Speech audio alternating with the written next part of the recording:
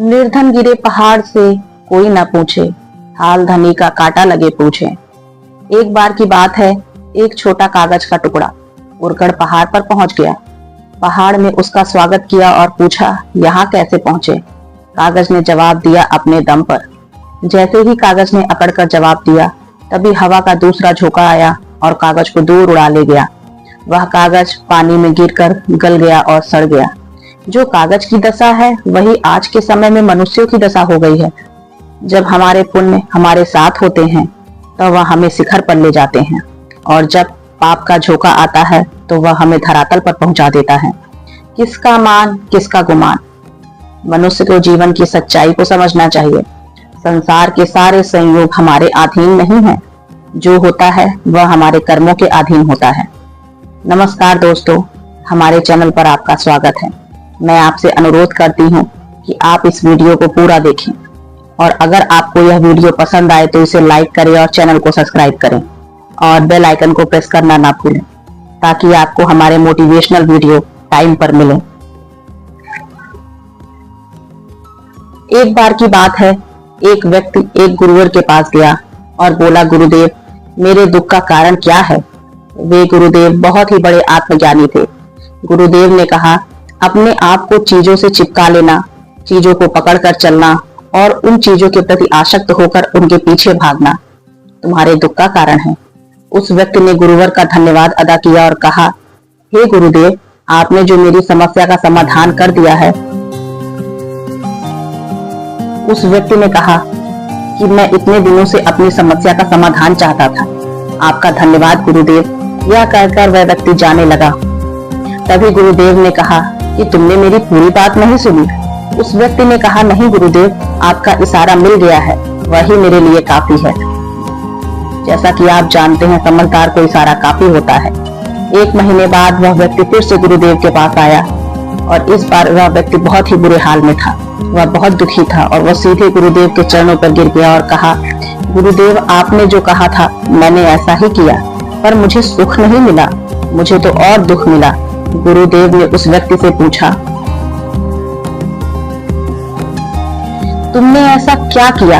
उस व्यक्ति ने कहा, मुझे अपने परिवार वालों से, मित्र रिश्तेदारों से दुख मिल रहा था, तो मैंने उन्हें छोड़ दिया और छोड़कर चला गया। 2-4 दिन बाद मुझे अच्छा लगा। उसके बाद मुझे धीरे धीरे उनकी याद आने लगी। अपने माता पिता, अपनी पत्नी, अपने बच्चे याद आने लगे, रिश्तेदार याद आने लगे, यहाँ तक कि अपने शत्रु भी मुझे याद आने लगे। इतना दुख तो मैंने उनके पास रहकर भी नहीं सहा था, जितना कि उनसे दूर होकर मैं दुखी हो गया। इसलिए आज मैं घर वापस जाने के लिए निकला था और आपके पास आ पहुंचा। आपने मुझे इतनी गलत सलाह क्यों दी गुरुदेव? गुरुदेव मुस्कुराए और बोले, तुम परिवार को छोड़ भागे, मित्र रिश्तेदारों को, यहाँ तक कि छात्रों को भी छोड़कर भाग गए। यह तुम्हारी गलतफहमी है। तुम छोड़कर भाग रहे हो, वास्तव में तो तुम उन्हें लेकर भाग रहे थे। व्यक्ति ने कहा, गुरुदेव, मैं तो किसी चीज को अपने साथ नहीं ले गया। गुरुदेव ने कहा कि जो चीजें हमें दुख देती हैं, वह कहीं बाहर नहीं है। यहाँ तक कि जो हमें सुख देती हैं, वह भी हमारे बाहर नहीं है। यह सब परिवार और रिश्तेदार, मित्र, शत्रु यहाँ कहाँ बसते हैं? यह सब हमारे मन में बसते हैं, और सबको तुम लेकर भागे थे। अपने मन को साथ लेकर भागे, और तुम्हारे मन ने यह सब तुम्हारे साथ किया। तुम इनसे दूर कहीं नहीं गए।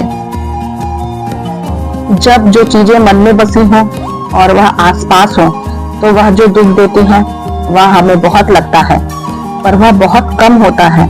और जब हम और चीजों से दूर हो जाते हैं, यानी छोड़कर भागते हैं, तब मन उन चीजों को पाने के लिए फिर से प्रयास करने लगता है, और तभी हर चीजें बहुत ज्यादा दुख देती हैं, जैसा तुम्हें हो रहा है।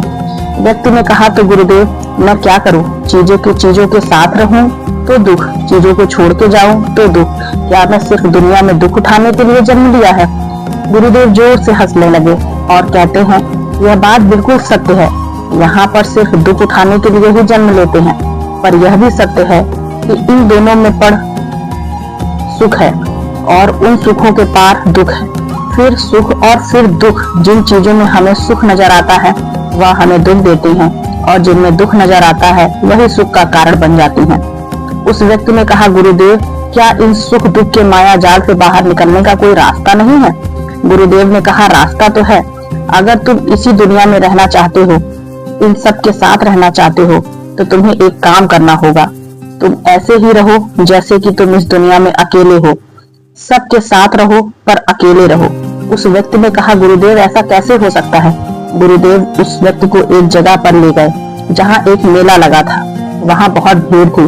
गुरुदेव ने कहा, देखो अपने आसपास, यहाँ किसी को जानते हो क्या? वह व्यक्ति ने कहा, नहीं गुरुदेव, यहाँ तो कोई भी नहीं है जिसे कि मैं जानता हूँ। गुरुदेव ने कहा, क्या तुम यहाँ अकेले हो? व्यक्ति बोला, हाँ गुरुदेव, बिल्कुल अकेला हूँ। गुरुदेव ने कहा, नहीं, तुम्हारे मन में कुछ चल रहा है, तुम अकेले नहीं हो। फिर उस व्यक्ति ने कहा, हाँ, मैं जल्द से जल्द अपने घर जाना चाहता हूँ, अपनी पत्नी से, अपने बच्चों से, अपने माता पिता से मिलना चाहता हूँ और अपने मित्रों से मिलना चाहता हूँ, वही मेरे मन में चल रहा है। गुरुदेव ने कहा, अब यह सब भूल कर आंखें बंद कर लो और अपना पूरा ध्यान यहाँ देखो और यहाँ की आवाजें सुनो। दो व्यक्ति ने ऐसा ही किया। जैसे ही उसने अपनी आंखें बंद की, सारा ध्यान वहां हो गया, आवाजों में लग गया। उसे एक अकेलापन, एकांत महसूस हुआ। उसे लगा कि इतनी बड़ी भीड़ में भी मैं अकेला हूँ। सभी आवाजों के ऊपर ध्यान लगाने का कारण किसी आवाज का कोई महत्व नहीं था, बस आवाजें थीं और वह था। और उसने अपनी आंखें खोली, कहा, गुरुदेव, यहाँ तो मैं बिल्कुल अकेला हूँ, सब है पर कुछ भी नहीं है। गुरुदेव ने कहा, बस इसी तरह अकेले रहो, सबके साथ पर भीतर से अकेले रहो। साथ में सब हो पर मन में कोई ना हो।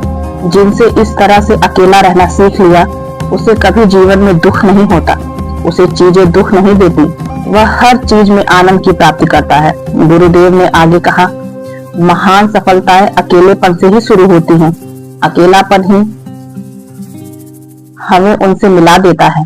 अपने अकेलेपन को नकारात्मक मत समझना, बल्कि उसे एकांत समझकर खुद को जानने का प्रयास करना। जब तुम्हें एकांत पसंद आने लगे, तब इसका मतलब यह होता है कि तुम्हारा वास्तविक वजूद तुमसे मिलना चाहता है। इसलिए अपने इसी एकांत प्रेम को सम्मान करो। गुरुदेव बोले, मैं तुम्हें आज 7 खूबियों के बारे में बताऊंगा जो अकेले रहने वाले लोगों में पाई जाती हैं और उन्हें दूसरों से अलग और बेहतरीन बनाती हैं। गुरुदेव ने कहा, पहली खूबी है जो एकांत में रहने वाले लोगों में पाई जाती है, वह यह है कि ऐसे लोग दूसरों से तुलना के प्रति ज्यादा जागरूक होते हैं। वह खुद के स्वभाव और आचरण के बारे में ज्यादा गहराई से जानते हैं। ऐसा इसलिए होता है क्योंकि जब हम अकेले होते हैं तो हमें खुद के बारे में सोचने का काफी समय मिलता है, जिससे हम खुद के व्यवहार को अच्छे से समझ पाते हैं। एकांत में रहने वाले लोग खुद की कमजोरी और ताकत को भी अच्छे से जान पाते हैं, जिससे वह दूसरे लोगों की तुलना में किसी की खराब परिस्थिति का सामना ज्यादा अच्छे से कर सकते हैं। गुरुदेव ने कहा, अकेले रहने वाले लोगों की दूसरी खूबी यह है कि वह सकारात्मक सोच वाले लोग होते हैं। जब बहुत से लोग हमारे साथ होते हैं तो वहाँ एक दूसरे की तुलना, जलन, घमंड, लालच जैसे कुविचार अपने आप उनके मन में आ जाते हैं और फिर इंसान इन विचारों के बस में आकर उल्टे सीधे काम करने लगता है। हालांकि ऐसा नहीं है कि एकांत में रहने वाले लोगों के मन में यह विचार नहीं आते, लेकिन वह क्योंकि वह अकेले हैं इसलिए दूसरों से तुलना, जलन, घमंड जैसे विचार उनके मन में दूसरों की तुलना में थोड़ा कम आते हैं।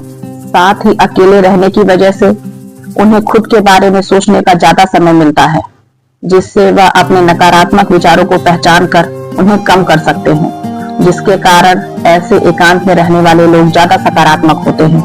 अकेले रहने वाले लोगों की तीसरी खासियत यह होती है कि यह लोग ज्यादा अनुशासित और आत्मनिर्भर होते हैं, क्योंकि अकेले रहने वाले लोग ज्यादातर काम खुद से ही करने पड़ते हैं, इसलिए वह दूसरों की तुलना में ज्यादा आत्मनिर्भर होते हैं।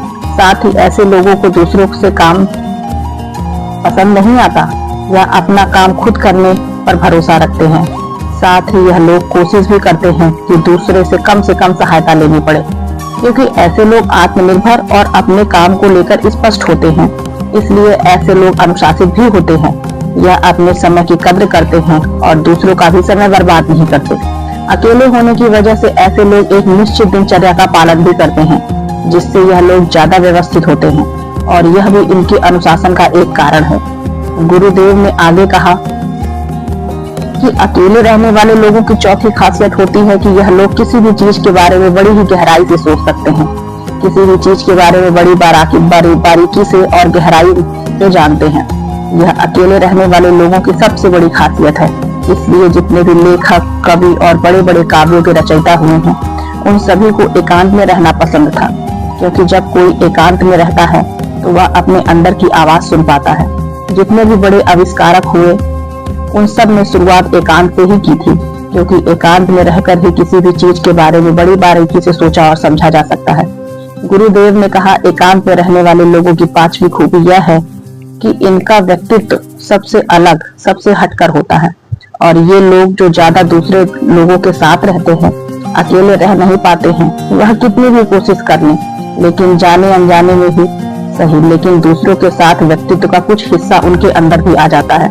दूसरों की आदतें, दूसरों के विचार उनके अंदर प्रवेश कर जाते हैं, जिससे उनके व्यक्तित्व का अनूठापन, वह निरालापन नहीं आ पाता। उनका व्यक्तित्व कई सारे लोगों के व्यक्तित्व का एक मिश्रण बन जाता है।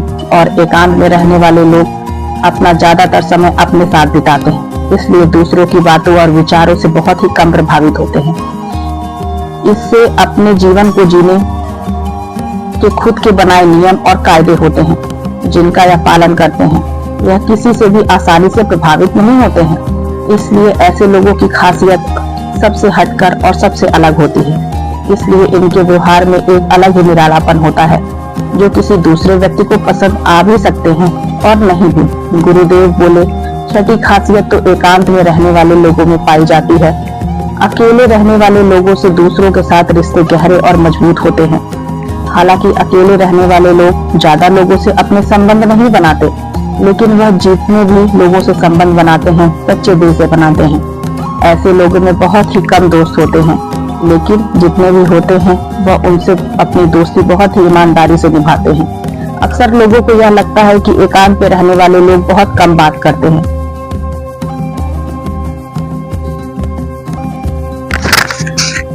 लेकिन उनसे पूछिए जिनसे यह दिल से जुड़े होते हैं, उनसे कितनी बातें करते हैं। ऐसे लोग जिन्हें अपना मान लेते हैं और वो इनके सामने अपनी पूरी दिल की बात रख देते हैं। अकेले रहने वाले लोग बहुत ही कम लोगों के साथ संबंध तो रखते हैं, लेकिन जरूरत पड़ने पर वह अपनी तरफ से पूरी मदद करने के लिए तैयार रहते हैं। इसलिए इनके रिश्ते कम लोगों से होते हैं, लेकिन जिनके भी साथ होते हैं बहुत ही मजबूत होते हैं। सातवीं खासियत यह होती है कि अकेले रहने वाले लोग मानसिक तौर पर और भावात्मक रूप से बहुत ही मजबूत होते हैं, क्योंकि उन्हें पता होता है कि अगर आज कोई समस्या उनके ऊपर आ जाती है तो उन्हें अकेले ही उस समस्या से निपटना पड़ेगा। ऐसा बार बार करने से उनके अंदर खुद के प्रति आत्मविश्वास बढ़ जाता है, और आत्मविश्वास व आत्मसम्मान के बढ़ने से वे मानसिक और भावात्मक तौर पर मजबूत होने लगते हैं, और वे लोग यह मान लेते हैं कि ऐसी कोई समस्या नहीं है जिसे वह अपने दृढ़ और इच्छा शक्ति के दम पर हरा सकते हैं। यही एक ऐसी सोच होती है जो दूसरे से उन्हें अलग बनाती है। इतना कहकर गुरुदेव चुप हो गए और उस व्यक्ति ने कहा, गुरुदेव आपकी सारी बात ठीक है, लेकिन यह कब कहा जा सकता है कि अकेलापन एक वरदान है।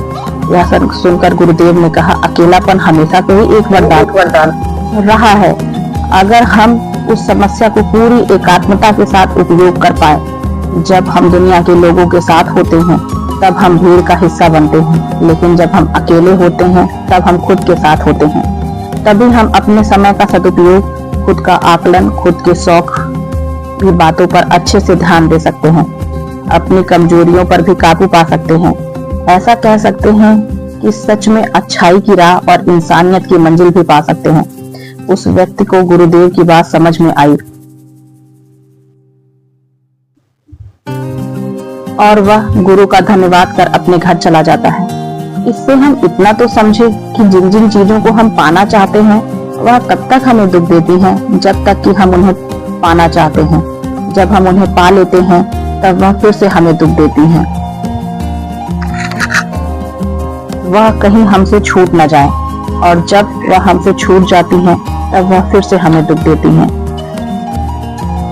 जिस व्यक्ति ने अकेले रहना सीख लिया है तो वह परिवार में, समाज में सब कुछ करते हुए आनंद की प्राप्ति करते रहते हैं। सारे कार्यों को पूरा करते हुए सुख से जीता है और जीवन के आनंद से व्यतीत करता है। दोस्तों, इस वीडियो में बस इतनी ही आशा करते हैं कि आपको इससे कुछ सीखने को मिला होगा। अगर आपको यह वीडियो अच्छी लगी हो तो आप हमारे चैनल को सब्सक्राइब करें। धन्यवाद।